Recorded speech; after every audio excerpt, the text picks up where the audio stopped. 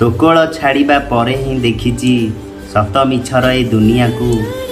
तो हाथ छाड़िबा परे ही जानिची हस लुहर ए संसार को। तो डाक शुणिबा परे ही बुझिछि ताठारु मधुर नाही किछि। तो छुआ पाइबा परे ही भाबिछि से अनुभव सबु किछि। तो कानी धरिबा परे ही जानिछि केते महत से पणतर। तो पाद छुईबा परे ही जानिछि चलती ठाकुर तुमोहर। तो बिना जीवा मरिबा समान माने नाही किछि जीवनर। तो कथा कहिबा परे ही भाबुछि शब्द सरीगला ए दुनियार।